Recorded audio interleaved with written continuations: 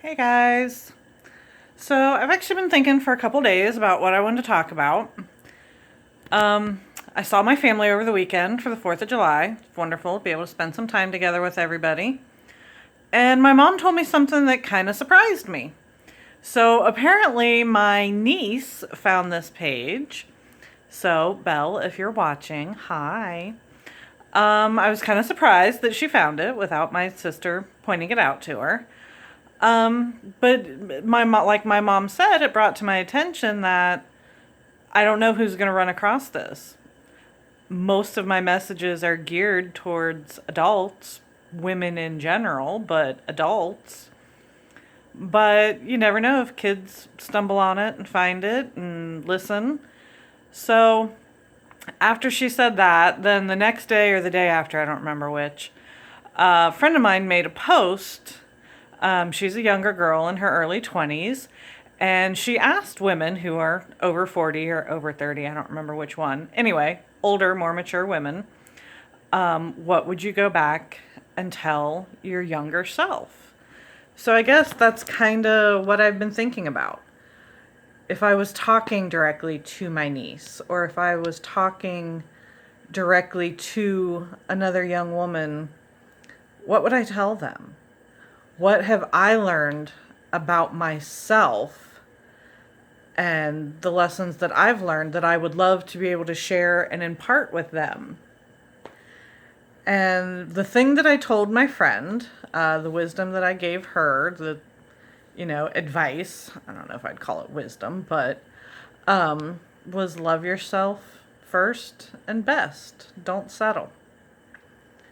Because honestly, the majority of my own problems, of my own doing, have been when I settle for less than I deserve.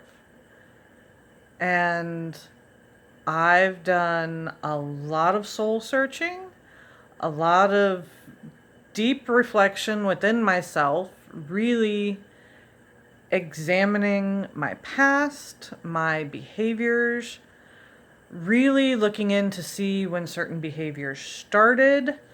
Why have I done the things I've done in my life? Why have I acted the way that I have? And really, it boils down to fear. I have let my life be run by fear for so long that I've held myself back from so many things. I'm not going to get too, psychiatrist couch here, but it doesn't take a genius to figure out. My parents split up when I was 9 years old.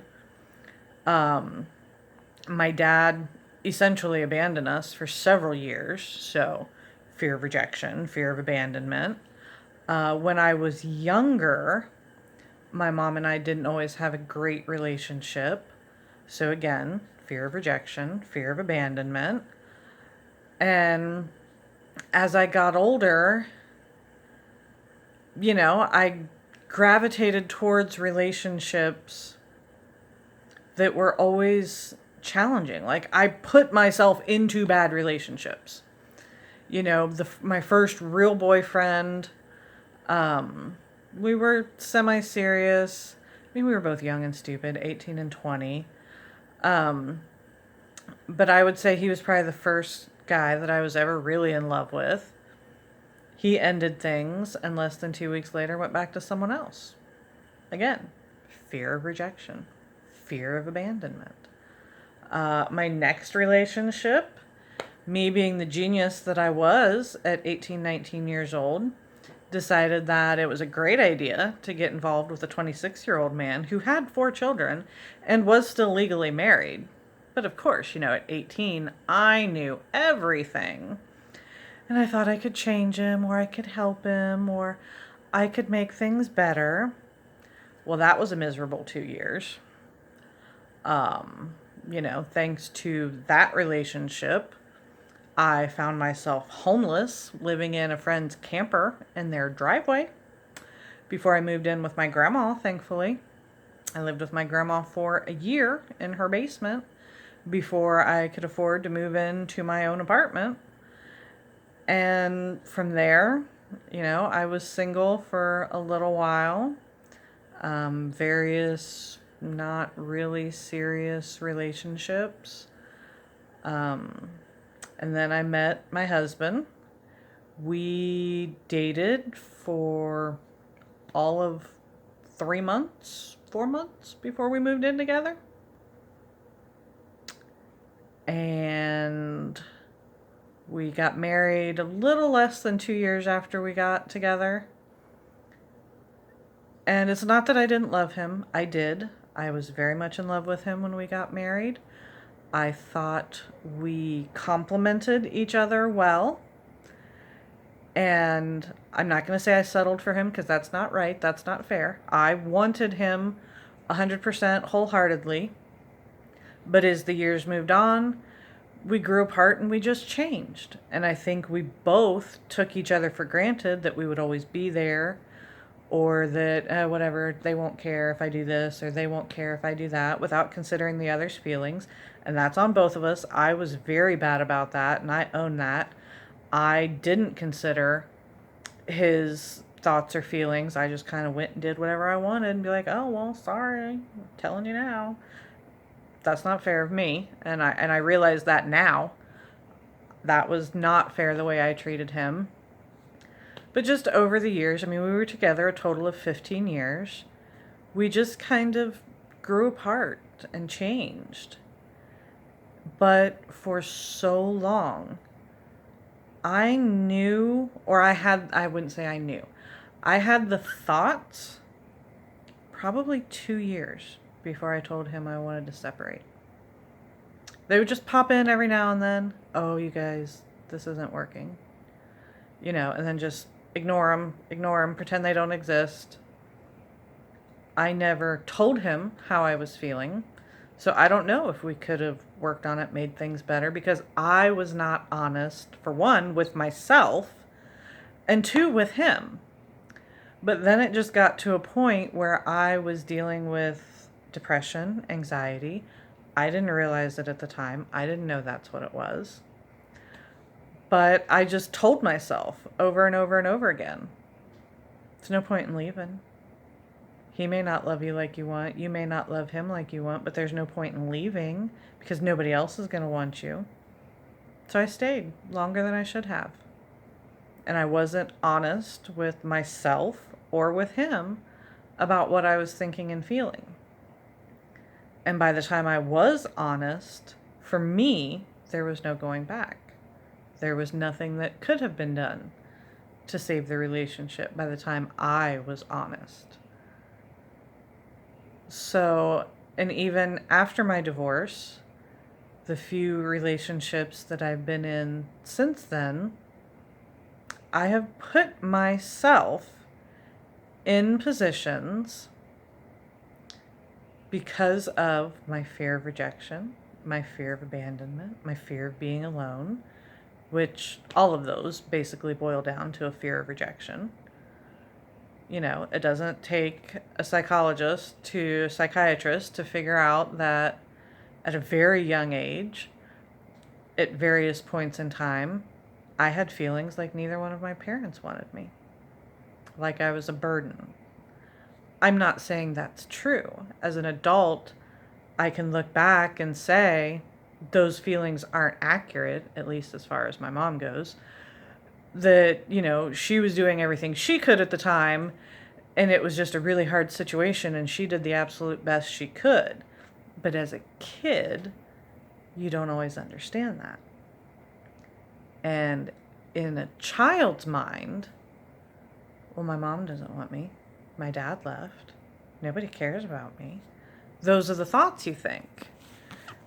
And so I would never want any other child or young girl or young adult, young anyone,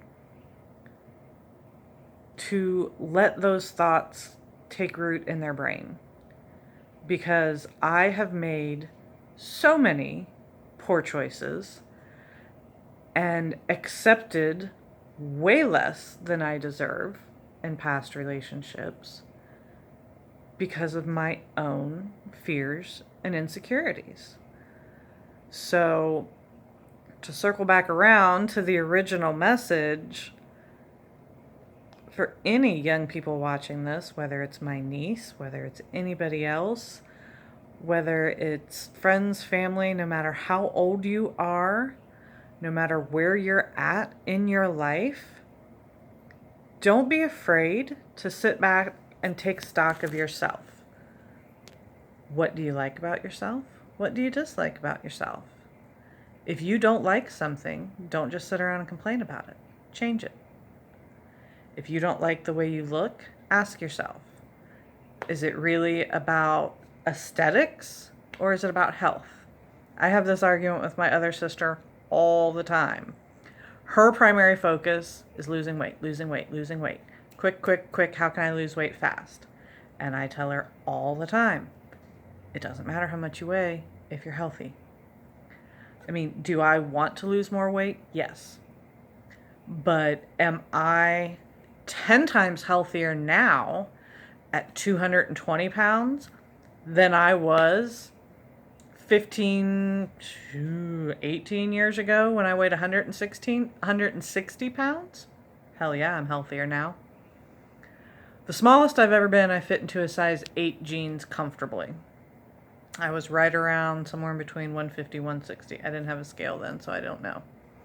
But I was by no means healthy. I ate like crap, pure processed food, junk food, pop, sugar, candy, all of that. I didn't feel good. I looked good, but I didn't feel good. And even though I'm heavier than I want to be right now, I'm still losing weight. I'm still losing inches. But I feel light years better at 41 years old than I did in my early 20s when I was at my skinniest. So just take stock of yourself. If you're a young woman moving from one stage of your life to the next, whether it be from high school to college or just graduating college in this crazy, uncertain world, I really, really dislike a lot of things associated with this quarantine. I won't get up on my soapbox about all of that. That's for another time, another place. But the one thing, the very positive thing I will say it's given me is time to sit and reflect. It's shown me the true colors of some people. It's allowed me the time to explore my own talents and gifts and things that I have to offer. It's given me time to really reflect within myself of who I want to be and how I want to present myself to the world. As I was laying in bed last night, it's a habit I've started, partly due to quarantine, partly due to other craziness going on, but it's a habit I really, really want to continue. I hope I don't ever lose this habit. For about the past month, right about a month, give or take, every night as I lay down, I just talk to God. I thank Him for what He's done for me, thank Him for a good day, thank Him for a lesson learned in a challenging day, and I admit to my failures. Some days I have been really unproductive at work and not done what I should have done. Other days I've been super productive and feel really accomplished and it was a great day. It's give and take, it's balance. If I'm not productive one day, I have the opportunity to make it up the next day. But one of the things that I was thinking about last night, just looking back through all the choices that I've made and just really evaluating myself, is that a lot of times I have been selfishly giving, if that makes sense. Um, I always wanted to be the person that everyone came to. Oh, here, let me do this for you. Here, let me help you with this. I got all of my self-worth in what I did for others. And don't get me wrong, there's nothing wrong with helping others, but it's the motivation. I wanted to help others, not to help others, but to make myself feel good, to make myself feel needed and wanted and worthy. And it wasn't even that I was helping others. It was, for people in my family, for friends. My big thing was always cooking. I love to cook and I love to bake. So here, let me feed you. Oh, I can make you this. Oh, tell me how wonderful I am. Tell me how good this tastes. If I made you something and you go, oh, I didn't like that, that was a personal insult. That was, you hated my guts and never wanted to talk to me ever again. That was how I took that, because I got all of my self-worth wrapped up in doing for others, pleasing others, people pleaser. And over the past several years, I have worked really hard to shed that persona, to really realize I'm worth enough all by myself. It doesn't matter what I do or don't do for someone else. I have value because I have intrinsic value. That doesn't come from anyone else. That comes from me. And as I was going to bed last night, I think I voiced it for the first time. It's not the first time that I've thought it, but I will never have kids. I will never have a biological child on this earth. I learned that when I was 20. It is what it is. So I'm not going to have a name legacy or a bloodline legacy that I'm going to leave. But if I leave any sort of legacy, when it's my time to go, I want it to be the legacy of helping others, using the gifts and talents that God has given me for creativity, for color, for words, for gifts and talents I haven't discovered yet. I want it to be that I put them to good use. I fulfilled God's mission for me by helping others and not helping others to make myself look good.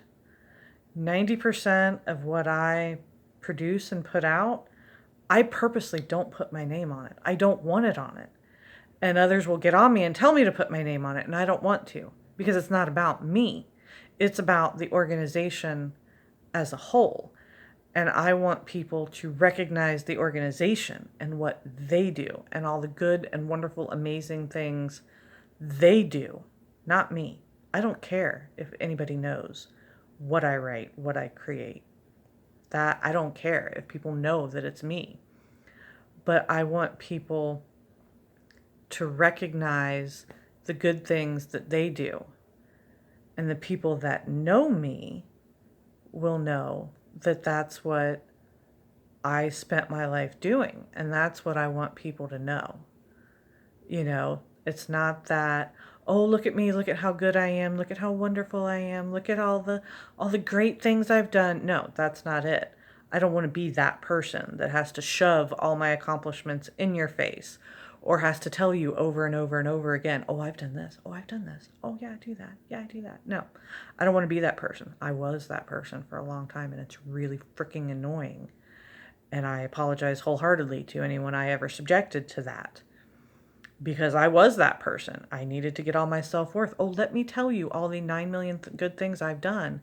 Please praise me for them. No, I don't want that. I want my nieces, my cousins, my young cousins, not to go, oh, well, Angie did this, Angie created all this. No, Angie was always volunteering. Angie was always doing something to help other people. Not because I have to get in their face and go, I do this. I do this, right? I do this. No, that's not what I want. But I want when people think of me to not just think of me, but of the places that I love. And it sounds so weird. Like I feel like I'm not putting it together correctly. I don't want to leave a legacy of my good works. I want to leave a legacy of how much better a person you feel, how much better you feel about yourself, how it can change your life completely when you stop focusing solely on yourself. This world does not revolve around me. That was the weirdest thing for me to fix in my head when I really stopped and sat down and thought about things. I was such a people pleaser for the longest time that the tiniest thing that the person never intended to be about me, I took personal. You know, the thing with the food, what I said. You know, if I made some dessert and I offered you some and you said, oh, no, thank you, for a million different reasons, not something you like, you're on a diet, you just ate, whatever, I took that as a personal insult. Oh my God, you must hate me. Oh, well, obviously this person doesn't like me because they won't accept this gift that I made for them. Everything revolved around me. Somebody was having a bad mood, didn't want to talk to me. Oh, they must be mad at me.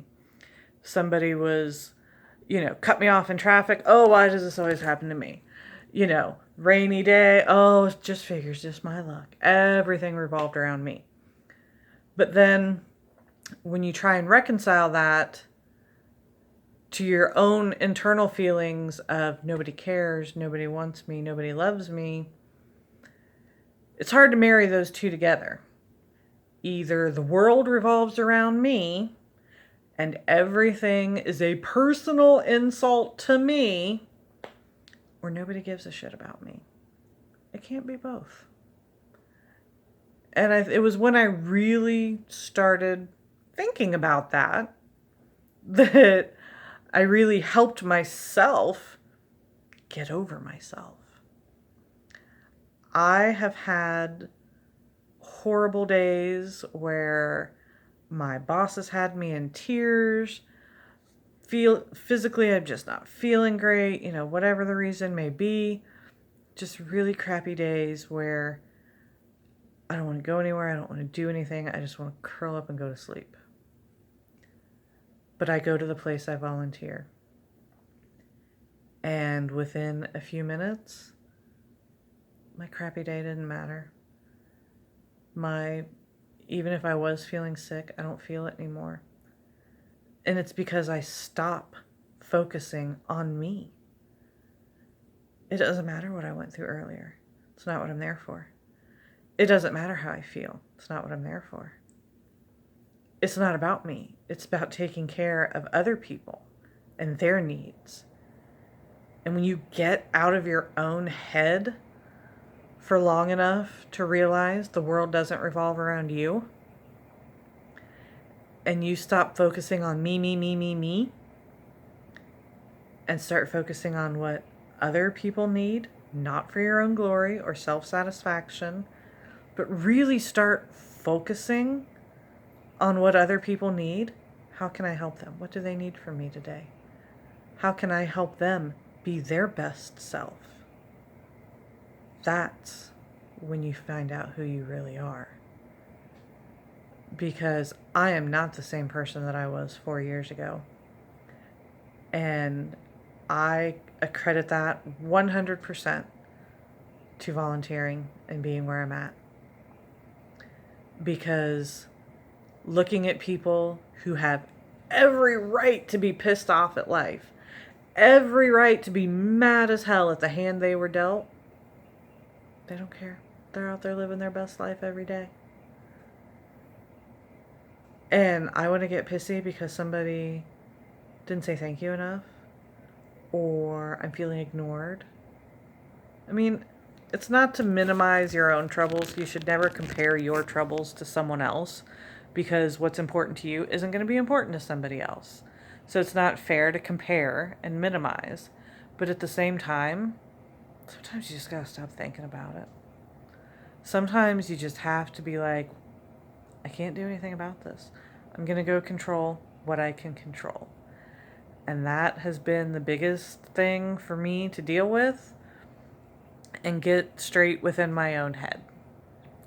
It's not all about me. I can control what I can control. And there's a picture that I found, I'll try and share it. It was, I'm not going to focus on the things that I can't control. I'm going to focus on the things that I can create. And I know that I can create things. And that's what I'm going to focus on. And I wish to God I'd learned this lesson in my early 20s. But at the same time, I don't know that I would have understood it then. I don't know that I would have appreciated it as much then. So, while I give you some of my own advice and words of wisdom, if you're anything like me, it doesn't matter what somebody tells you, you have to learn it for yourself. And some people have to learn it the hard way over and over again sometimes because it just doesn't sink in. Some of you get it after the first time. Me, apparently I'm a little extra stubborn. Takes me several tries to learn that lesson. But I feel like I've finally learned it. I can focus on myself and what I need to do to improve myself.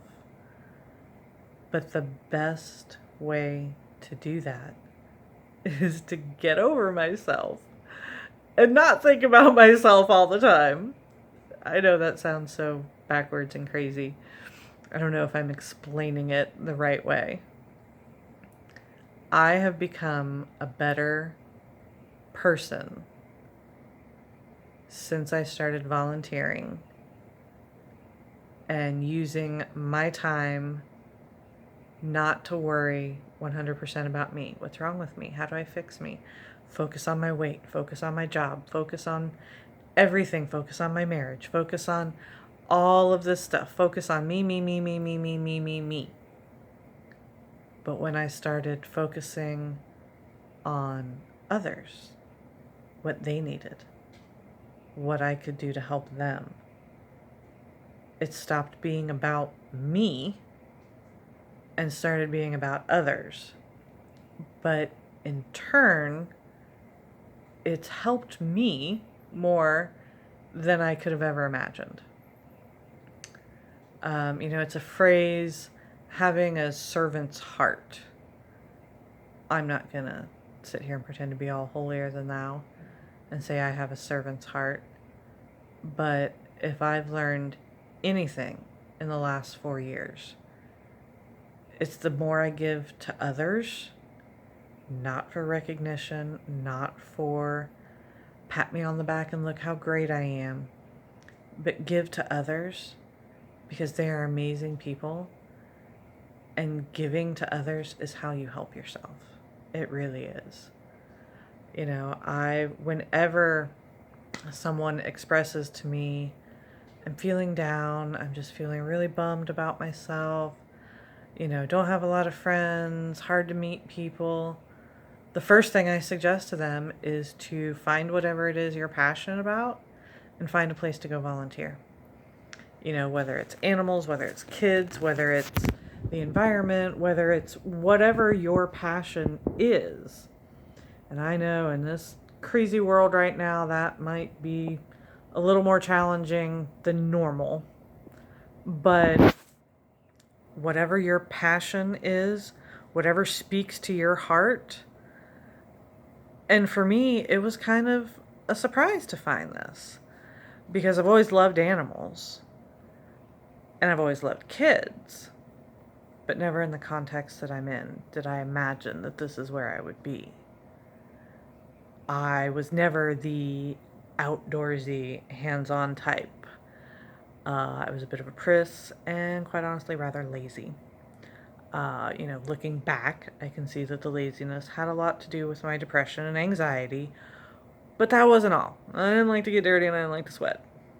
That's, city girl born and raised. So if you would have told me 5 years ago that my happiest place, the place I would rather be more than anything else, is a dirty, dusty, hot, messy barn, I would have called you crazy. But like I said, I'm not the same person I was 5 years ago. I've learned a lot about myself, and I would like to think I've made a lot of really good improvements to myself. So, no matter how old you are, no matter what phase you are in your life, it's never too late or too early to start believing in yourself, to start trusting yourself, and to know your own self-worth.